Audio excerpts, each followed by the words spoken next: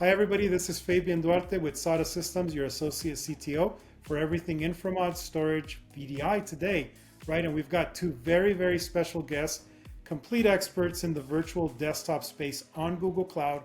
The very first person I want to introduce is Olga Ivanou. She is the head of go-to-market strategies for Workspot and the founder and CEO of Workspot, Amitabh Sinha. We look forward for you enjoying this session.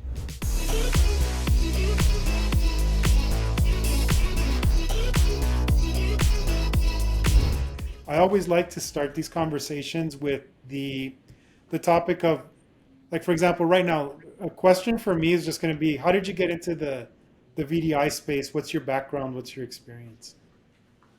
I was at Citrix and I was the GM. I was leading the new products team at Citrix. And at Awesome. that time, VDI was, I think, very early on. So Citrix had been an app virtualization company forever. And it was the first time that Windows desktops could be virtualized. And I joined the team and it was pretty small. I think the first quarter we had a few million in revenue or something. And so it was a pretty steep climb after that because we released very, very big versions of the product over the next 3 years, Yeah. both from a protocol perspective and so on. And in a 3 year period, we went from low single digits in revenue to high hundreds of millions in revenue. It was a very, very steep climb for a software business.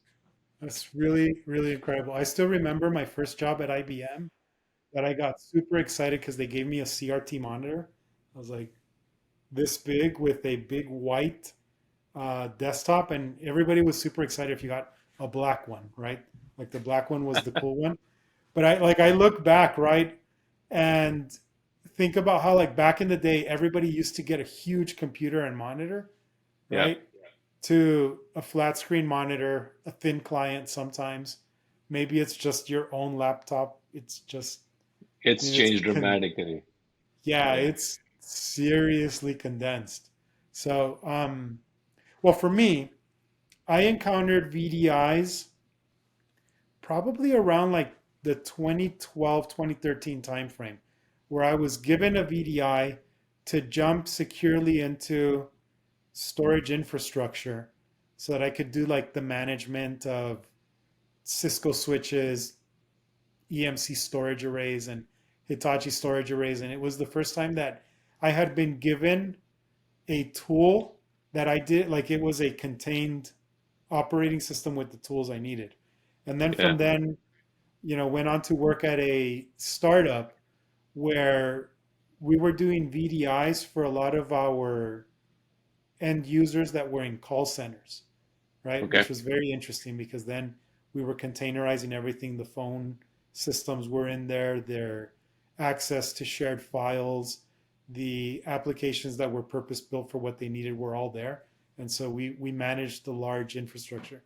And and then I got into seeing how it was done on-prem versus cloud.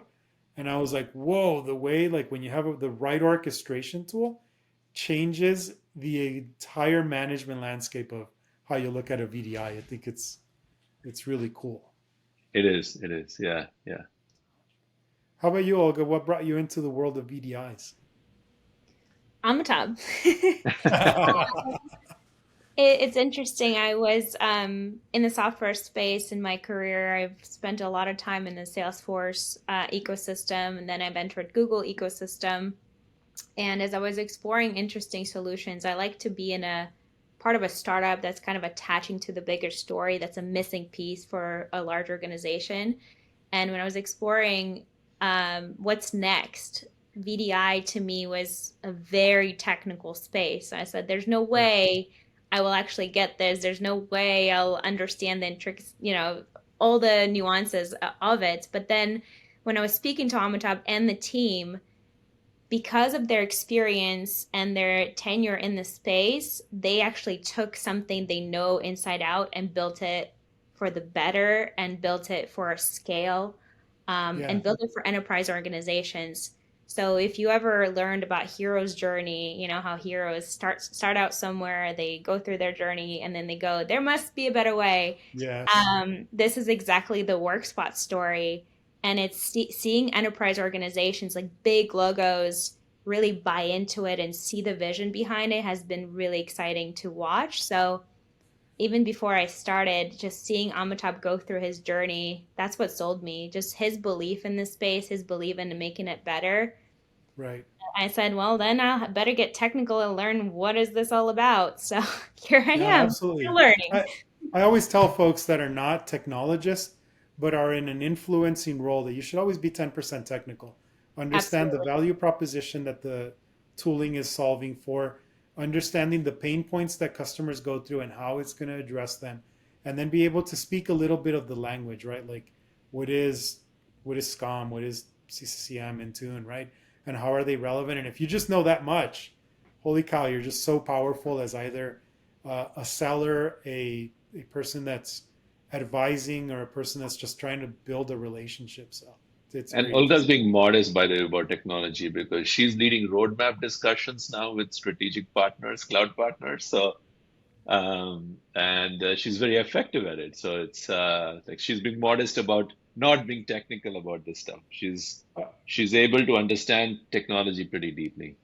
I love that because like we're obviously deep in in the Google Cloud ecosystem, and they speak highly of WorkSpot. So doing a great job. All Very Olga, excited to continue with SADA. Let's partner together on this. right, fantastic. So why don't we kick off? Let's start talking about, right. The first question we had is, where does the VDI originate from, and how did it evolve into cloud, right? And right before you to pick up on that, Amitabh, I'll talk about my story, right?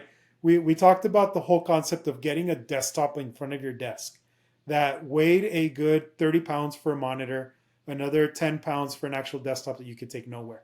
So, as I started working in IT and I would get called for a problem, I literally had to drive to my office and then get on my computer, log in, and fix the problem. And then we got really fancy and everybody was issued a laptop. And that was like, whoa, I have a laptop. And then I can actually log in from home. And then it started getting into the, hey, you're a consultant. We can't send you 30 laptops because you're advising 30 clients. And that's where I started really coming across the concept of VDIs at scale, right? Because you can't RDP everywhere. You have to be given a secure login with the key and all that. And that was the first time I came across it. And it was like, whoa, from my laptop, from anywhere, I can securely log into any client environment and start logging in. And then from there, just your eyes open up completely, right? Then you find out that construction companies are massively using VDIs, call centers massively use VDIs. The extensibility and global availability of VDI just kind of took over the market. So when you look at this history and transition, Amitabh, what's the role that you've played in all of this? Because you're an industry expert. You were there when it was being developed, and now you're there to take it to the next generation. yeah, I would say like 2007 to 2014 were the years where VDI on-prem was born and then became something that you could deploy on-prem. So 2007, I think the company that created VDI was really VMware, and it came from one Mm-hmm. of the Japanese customers that said, "I want to run 100,000 Windows desktops on top of Yeah. vSphere." And they were like, "What are you trying to do?" Because normally you used to run server virtualization on vSphere, and here was this one customer that was trying to run Windows desktops, and that was the first step towards. And there was a person at VMware called Jerry Chen who actually invented the term virtual desktop infrastructure, and Okay. that's stuck, right? I mean, it's actually not gone away. So Citrix was second to the party and said, "Hey, we own end user computing, and we need to do this right." And that's when we started. I think probably 2008, 2009 is when we had versions one, two, three come out. Um, and it was extremely complicated because we were pushing the boundaries of storage, performance, Mm-hmm. servers, virtualization. I mean, everything that could break was breaking at that time, right? Because server virtualization was really not designed for thousands of VMs. I mean, like I think you couldn't run more than 40 servers in a single VMware's cluster. And for 1,000 desktops, you needed two clusters. It was just storage was slow. Flash wasn't there at that time, so there was no Yeah. SSDs. I Um, remember I remember Amitabh those days, right? Because I was a storage architect at the time. okay, And I'm sure that you'll remember this term, right? Boot storms. boot storms. Boot storms, right? It Yeah, was like, did you properly design the storage array to be able to sustain a boot storm? And you're like, oh, I don't know what that is. But yes, exactly. we're working towards it, right? So So you 2000, like we had customers who were starting to deploy VDI in 2010 and 11. uh-huh. It was a painful experience for them because you had to be very careful in how you design storage, how you design your Yes. networks architecture. And a project could take 12 months easily, and you spend 9 months buying it, architecting it, 9 months deploying it, and 18 months later you saw your first virtual desktop. It was really difficult in 2011, 12, 13. And I think what changed it really was a combination of SSDs from companies like Pure Storage and Violent Yeah. Memory and so on. And then a combination of hyperconverged infrastructure from Nutanix, right? Those two Hmm. came together in a way that reduced the infrastructure complexity quite dramatically. So by 2015, 2016, I think people got a hang of, okay, yeah, we can actually do this on-prem and not take a lifetime doing it. Meanwhile, in parallel, Amazon invented cloud VDI, right? So Amazon Yeah. Workspaces got started in 2014, 2015. Swipe a credit card, get going. And so VMware invented the first versions of VDI, Amazon, the first versions of cloud VDI.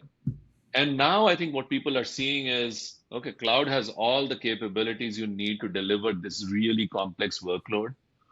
And with the right architecture, you can deliver the same capabilities as on-prem VDI in the cloud for lower cost, better performance, better security, etc. And so it's all positives in that direction. I always love, it gets me very excited to listen to the history of this, right? Because it's so easy to take a technology like this for granted 10, 15 years later. And Yeah. I love how you described the complexity. You were pushing the edge of the envelope, right? And I remember those timeframes, right? Where as a storage architect, trying to architect around boot storms, VMware had just come in and you're just like, whoa, these are net new concepts that even the storage foundations were not built for. They weren't ready Right. for it. It for me, what becomes very, very, very interesting as a technologist is to see the evolution of how one little concept can revolutionize, for example, storage, right? It became Yes. this like flash now becomes hypercritical. Scalability, because now you start saying, hey, well, all my users are having to log into this one data center and traverse the entire internet to be able to get to a desktop, and like they click and 5 days later the application opens, and it's like, well, the application opened instantly at the location, but the problem is that the latency Yeah. showing up at your desktop. So like you were having to now figure out like the Silver Lakes and all of these things that were going to be WAN accelerators. And again, it becomes this revolution in the industry that not just virtualized how I was accessing a desktop, but it virtualized the entire infrastructure that was going to support it. So, uh, looking back at that now, the complexities of where we were pushing innovation to cloud today. I mean, how's that changed for you? And when customers begin to approach what is a very mission critical workload in cloud. Right. And I think for us, especially on Google Cloud, I remember the pain we had on-prem in bringing VDI as a workload on-prem, right? Yeah. And I had nightmares when we were starting to work with Google Cloud, which is it going to be similar? And what was interesting to me, and I describe this to the Google team all the time, which is on most other platforms, it was pretty easy for us to drive off a cliff, Yeah. right? Which is like you try to do some, you learned how to not to drive off the VDI cliff, right? Because you did this, you drove the storage cliff. You did that, you drove off the server cliff. You did this, something bad happened. And Google for like we were pushing it. pushing the Google platform, and we just could not drive off the cliff. So we did one initial test, which is, can we fire up 2,000 desktops in two different parts of Google, and how long will it take? Now, anybody who's done it on-prem realizes like, okay, that's a very, very difficult thing to Yeah. do on-prem. Google, we could actually finish the task in both regions in less than 4 minutes. Wow. 4 minutes. And we gave up at that point, which is like, I don't think anybody needs more than 4,000 desktops in 4 minutes. So like that's the end of the test. Yeah. And so it's extremely resilient for this kind of a workload, and it was never designed for VDI. So the fact that it was designed for everything else, but it took a workload like VDI and just didn't even matter. It would just work out of the box. That was pretty amazing to me. For me, I mean, Google always talks about how amazing their network is, how robust their environments are, but you don't know that until you put it to the test, Exactly. right? And we put it to the test, by the way. I mean, I'm telling you, VDI, for folks who don't know, it's the most difficult, painful workload to run on any infrastructure. And we couldn't break Google, basically. You know, having been an on-premises administrator at some point supporting VDI infrastructure and listening to our corporate IT teams talk about like, we got to go update, you know, the virtualization tool, the hypervisor, we got to go update, you know, and it was just this constant thing of like so much work to do, right? That's right. That's right. And when you go look at a tool like Google's very infrastructure as code friendly. It's got a very scalable architecture. Being able to run that InfiniBand network on the back end does miracles for you, right? Yep. You go take a workload like VDI, but in particular, you take a orchestrator, if I may call that, right, with Workspot, that will automate the deployment of these environments, be able to customize different type of sectors of VDIs and such. For me, the first time I saw Workspot rolling out a deployment, I was like, whoa, this is actually pretty easy. I got to go tell a couple of people that I know about this, right? Yeah. Talk to me about that. Not just about the automation process, but why do you focus so much on the simplicity of it, of a very complex task? And I think it came from my experience with the early VDI customers when I was at Citrix, right? And combine that with my last thing that I did at Citrix before I left Citrix was helping Mark Templeton, who was the CEO of Citrix at that time, complete an acquisition called ShareFile. Mm-hmm. And ShareFile was a normal SaaS application, sort of think of like a competitor to Box and OneDrive Right. and so on. And their onboarding process was over the phone in 5 minutes, self-service. I was like, Wow. man, like this is VDI. I take 9 months to buy it and 9 months to deploy it. And here's these guys, it's like, it's self-service. And so the mission with Workspot was, can we get a customer up and running in 60 minutes over the phone? And so if you think of what VDI was like, how do we do that in 60 minutes over the phone? It just needed a complete redesign from scratch, right? Right. And once you set a metric like that, can you redesign it so that it actually meets these attributes? It's a totally different product. And we started from scratch. We built everything from scratch with that mission in mind. And I mean, if the customer is fully ready to go, we can do it in 60 minutes over the phone. But almost all our deployments over the phone. It doesn't take 60 minutes, but maybe 3 or 4 phone calls, mostly to Right. configure networking on the customer side. But it is very, very quick once networking is done. Right. So that's very interesting because you're talking about how easy it is to deploy it, right?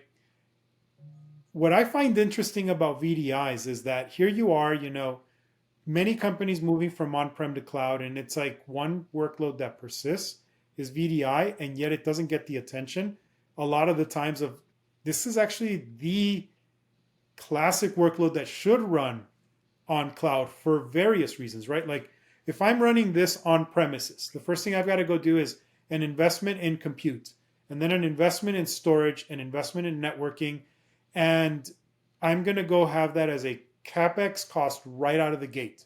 And Right. chances are I may not need to ramp up to at scale, let's just say, on cloud. So all of this investment, I might have oversubscribed the entire thing for my first 2 to Correct. 3 years, right? As my company's growing or as we start moving users, into this type of infrastructure. How does cloud play a natural role in that ramp up? And I mean, there are two reasons why, right? So the first one we talked about, which is you really don't have to do all of those things, right? Like, why would you go buy, like, capacity planning was such a VDI problem. How many users will I have in 1 year, Yeah, 2 years, 3 years? Do I buy all the capacity up front? Do I buy it in stages? How do I architect it so I can add capacity later? Like all those questions you don't have to worry about in the cloud. Number one, right? So you have to hire all these infrastructure specialists to run servers, databases, load balancers, blah, blah, blah. Like you don't have to do all of that in the cloud. That's one. I think a second benefit that we hadn't really thought about and we accidentally entered into it was um, our first set of customers said, the performance is excellent. right. And we were surprised, like, okay, like nobody ever said that about VDI before. Performance is excellent. Um, and then what we realized was what we had enabled our customers to do was deploy it into the nearest region of the public cloud they have access to. And so, whereas before in VDI, if your data center was in New Jersey and your user was in India, you had 200 milliseconds latency and you could buy WAN optimization, but it can't change the speed of light. Right. But now with cloud, you can put it in like North India, South India, Central India. You have latencies of 20 milliseconds. And at that latency, performance is incredible. Yeah. And so what we hadn't really planned for was the cloud is massively distributed globally. And if you take advantage of that, you reduce latencies and the user is now connected to a latency of 15, 20 milliseconds.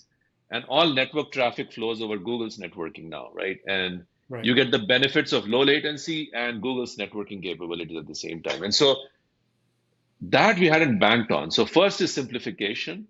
Second is you can actually deliver PC quality performance in many scenarios to end users because you're running it in a closed region to the region close to them.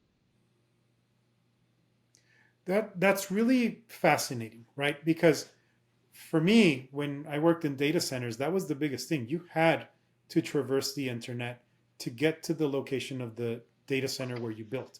And to your point, right? You go build it in New Jersey, but your users in India, the poor teams from India are going to be suffering all that latency, right? Whereas Exactly. if you put, Yeah.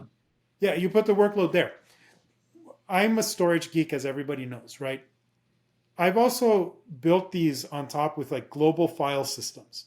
And if you're not familiar with the global file system and you're running a VDI infrastructure, this is for all of our listeners, right? And your workload for VDI is distributed, you've got to go explore the global file systems.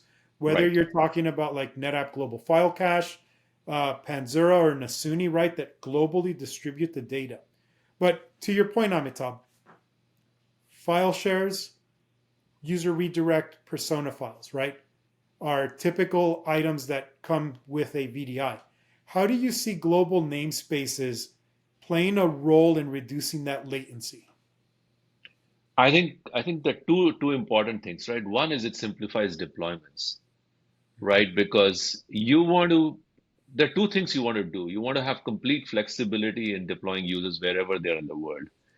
And in order to do that, you want products that are equally distributed, right? So Google's an extremely distributed cloud. So you set up networking, it's global. You set up storage, it's global.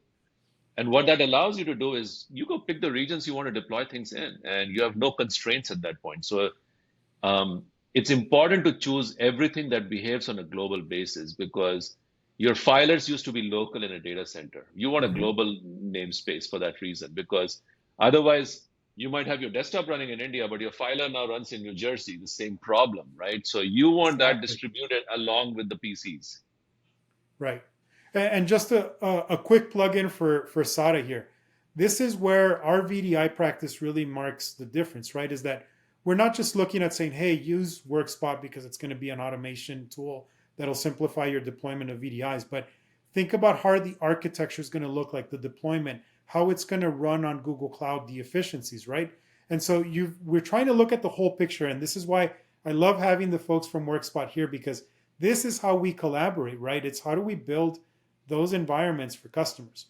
So taking a step back now, we've talked about the history, we've talked about the benefits of running in cloud. How do you use a VDI, right? I got a laptop. I'm a developer. I can develop right on my laptop. Well, you're a developer, but what about if you're an architect? What if you're in construction management? What if you are a call center that's distributed? I mean, Amitabh, in your experience, and I'm sure you've talked to many customers, what are the different types of use cases that you're seeing VDIs used for? This is something Olga is super good at. I'm going to Yeah. turn the mic over to her and say, Olga, can you describe some of the use cases and Well, let customers? me, yeah, let me rephrase this. Olga, you come leading product. You're looking at how our users are driving innovation, right? And everyone's like, hey, I've got a laptop. Hey, I've got this device. I'm a developer. I can develop code right here and push it out to wherever it's going to run. But not everybody's a developer, right? There are folks that work in call centers, folks that work in construction, architects, right, where it's a predominant space. Or you have folks that are in media and entertainment, amongst many things. Being an expert in the field, how do you see users actually using VDI today in cloud? Yeah, I think a lot of our customers, especially in Google Cloud, the typical use cases are your consultants, software developers. They're replacing on-prem VDI and they're trying to migrate it to the Google Cloud. We're seeing unique use cases as well, in the gaming industry and companies as they're looking at the global workforce as they deploy this for their key use case like software developers. They're actually taking a look and saying, actually, this is so easy. Why don't we deploy it across the entire workforce that they have?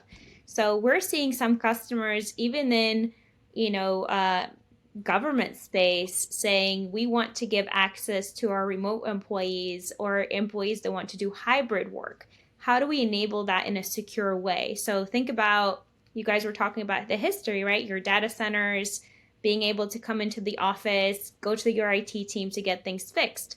Now, as we're employing a lot of remote employees and we're hiring consultants all over the world, how do we give them access in a secure way? And that's the way customers are evaluating the solution on Google Cloud. They're taking a look as how can this be scalable? Can this be deployed quickly? What's the performance? And interestingly enough, on Google Cloud, the way it's built, it's on our average assumption, it's 20% better performant than other clouds we work with. And that's one. Windows templates that are built in enable us to scale, to Amitabh's story earlier, is we were able to scale across multiple regions at the same time, not at tens of VMs, but thousands of virtual Right. desktops. So that's where the customers are starting to explore use cases with us. But primarily, when customers look into what am I doing with Google Cloud, what can I do in terms of my workloads, a lot of our discussions are around data center and infrastructure workloads. And it's to your point, Fabian, customers are not looking at it. VDI almost comes in last when data centers are shutting their door. Right. So it's an interesting transition, I think, and we'll see more of it based on what's happening in the space. It's coming up more and more. But I think enterprise organizations want a flexibility for their solution and options, right? It's not, customers are looking for hybrid options. Customers are looking for cloud options. What can they do with Google Cloud? And we're trying to bring forward all the options that they can do today. So if I were to summarize and say some of the key use cases we see today, absolutely contact centers. You want to enable global workforce. You're hiring contact center agents around the world, and you're taking advantage of the fact that folks can work remotely. So we're definitely addressing that.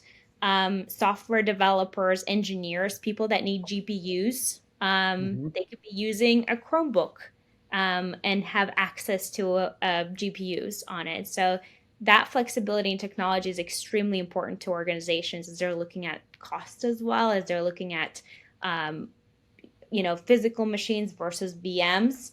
So that's definitely a part of the conversation. Consultants, we actually see a lot of consultants that are coming in and saying, we're working on digital innovation for a customer. We need access into their network, into their project, and BDI is actually the way to do it in a fast and secure way. Um, I think those are the primary ones I see on a daily basis. That's fantastic. I want to touch on two topics. The first one is you mentioned GPU. So if I'm going to go use Workspot on Google Cloud, am I limited to the type of compute engine instance that I can run, or is the world my playing field? What do you mean by that? Well, So, let's say that I'm a media company looking to produce leaflets and such and don't need this workhorse, right? Or I'm a call center and all I'm going to be doing is ingesting calls and updating forms. Versus, let's say that I'm an architect and I'm opening Autodesk files that are massive, right? That need that rendering capability, gaming. You mentioned the gaming customer. So when I look at taking a step back once again, and I look at all of the compute engine types that exist on Google Cloud, I can go get memory driven nodes, I can get compute intense node, I can go blend AMD, Ampere, Intel. I mean, the world is my universe inside of that compute engine ecosystem of Google Cloud. Are you limited to the type of compute engine nodes that you can use and orchestrate with WorkSpot? I mean, I think anything that's available in Google Cloud is potentially available to the customer. What we do is we take a look at some of the desktop workloads that our customers commonly use. So if you're a knowledge worker versus a task worker versus a 3D CAD designer, and we Mm-hmm. focus on, okay, we think this is the best price performance for your use case. Because, by the way, customers will find it's extremely difficult for individual customers to understand the cost implications from a price performance perspective for different kinds of use cases. So what our team has done is worked very closely with the Google Cloud team, the infrastructure team, and come up with recommendations for here are the kinds of nodes we would recommend you choose for this kind of workload to deliver you the best price performance. And that's the know-how we will bring to the table. We'll help the SADA team with that to say, theoretically, you could use anything you want, but if you want the best price performance, here are the recommendations we have. I like that. So you can basically customize the compute nodes that you're going to use to your needs, which means Absolutely. that if I have a distributed type of workforce, right? Meaning not distributed globally, but distributed across different fields like Functions. marketing teams, Yep. like rendering teams, etc. I can literally go build custom made farms for them, right? Absolutely. Yeah. Yeah. Yeah, What? we have customers that look into CPU and GPU use cases. So your basic knowledge worker would just need a CPU level of a machine, and then GPUs are for engineers. So Right. what we've done, and with your partnership, we'll be able to consult customers on best practices and how to, we've done the bin packing, we've done the testing on performance. So we have that knowledge that we can share with the customer what they can do to get the best cost and the best performance on Google Cloud. That's fantastic. Now, let's say that I'm a VDI user, right? And I've been working all day on my desktop, and then lunch comes around, and one of my buddies says, "Hey, let's go grab barbecue." And I go and I head out for a 2.5 hour lunch. And all I did was just grab my keys, and I head out the door, and I leave my desktop running. And now I'm the CFO thinking, what the heck? This person just left, and now I'm going to go and incur 3 hours worth of cost for an idle resource. Right. How do you address that? So I think so Google, by the way, has this hibernation capability, which is very, very fast. And so you can go from a running virtual desktop to a paused, hibernated virtual desktops in about 30 seconds. And then you can wake it up in 30 seconds, maybe 45 seconds to a minute, waking up. And so theoretically, you could be very aggressive and say, I'm going to aggressively manage power. And like the user is disconnected for a minute, they're going to be hibernated. And if they wake up and they just went to get coffee and they're back in 5 minutes, then they have to wait a minute for them to access the machine. We leave it to the customer and to partners to optimize their user experience because like you can leave it like if you buy 24/7 kind of node coverage, then you don't need to worry about cost. And sometimes the best thing is you buy a 3-year instance and you pay money and that you get discounts based on that. And Mhm. that you don't need to worry about power management. In the other use cases, you say like, I don't know, this user is working 4 hours a day, 7 hours a day, 12 hours a day. I'm going to pay for exactly what they work. You can have very aggressive power management. And both ends of the spectrum we cover with power management tools. And so it's a use case, and you can do it at a pool level. You don't have to do it at a company level. So at a Right. specific use case, you can have a different power management scheme for the call center employees versus the software developers versus Mhm. the marketing employee. I love that. I'm gonna change directions because I actually know a CTO who is a WorkSpot customer, and this person works in the field of construction management. Right, Okay. they're national, right? But one of the stories that I had when I was chatting with him was that COVID hit, right? And all of a sudden, there's this policy where everybody works from home back in 2020, 2021. And he was talking to his peers, and his peers were just freaking out, right? Because everybody in their company had been issued laptops or devices that they had to be in the office. And this person comes and tells me, I was running WorkSpot in cloud, and I was able to get all of my users remote in 2 days. Yeah. So we Yeah. never saw an impact during COVID. Yeah. I was like, whoa, mind blown, right? Like Yeah. And we hardly had any many loss of customers like that. productivity. We had many customers that went from X to 3X workload on our systems in 24 to 48 hours. So that one was not an isolated example. Many of our customers did that, like dramatic. They went from running it for 30, 40% of the organization to 100% of the organization in one day. That, that's just mind blowing because It if is. anybody's ever worked corporate IT and has had to image a laptop, Yes. right? I mean, imaging laptops, and I remember this because when that problem hit, I volunteered to go image laptops, right?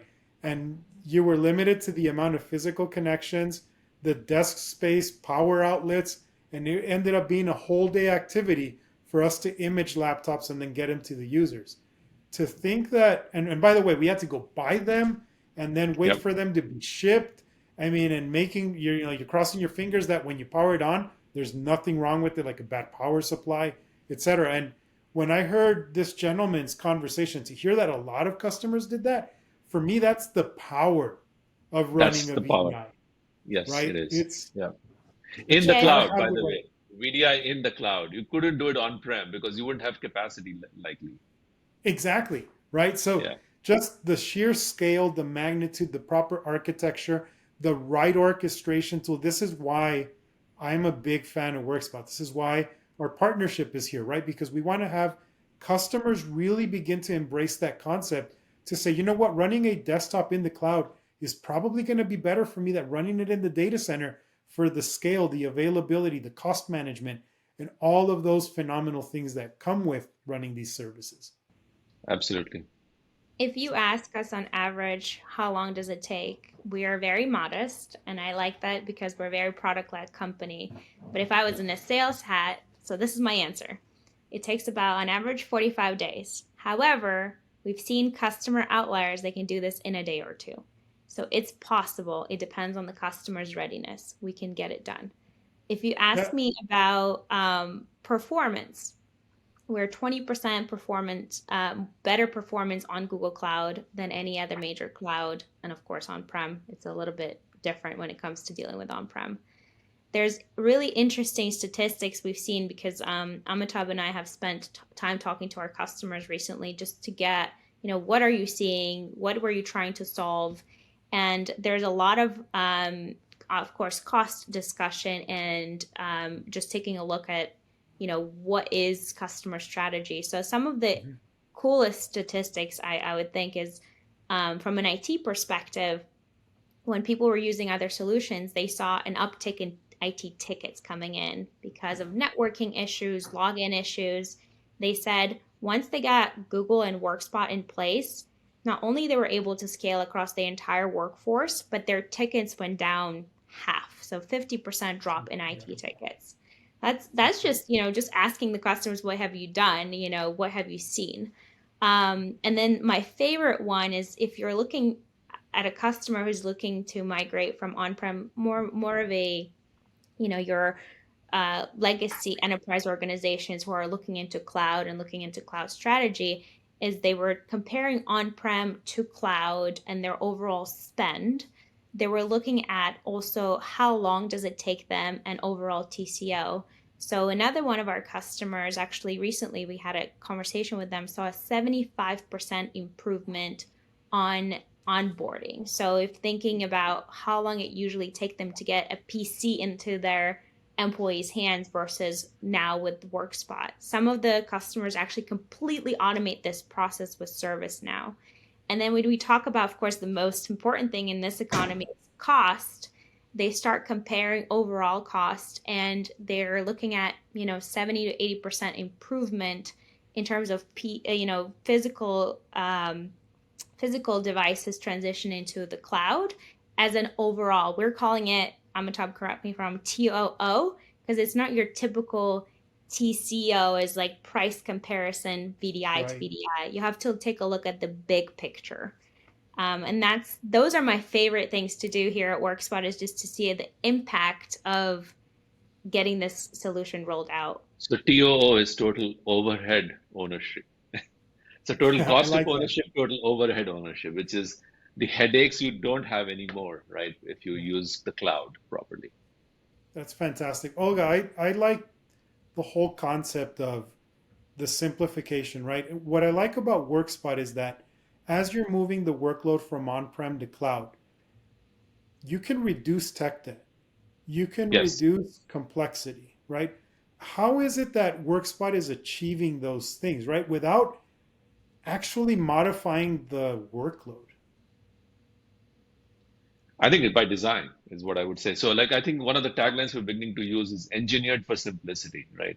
It's an enterprise VDI platform, but it's been engineered for simplicity. So, everything that you talk about is by design. Like, we built it that way, right? We built it to make it simpler, but not lose functionality as we make it simpler. So it's not, we didn't design a simpler platform for SMB customers, even though you can apply what we have done for SMB customers. We designed an enterprise class VDI platform, but engineered it for simplicity. So, and it's hard work, right? Like, simple is not easier. Simple is actually Right. significantly more work to make things simple.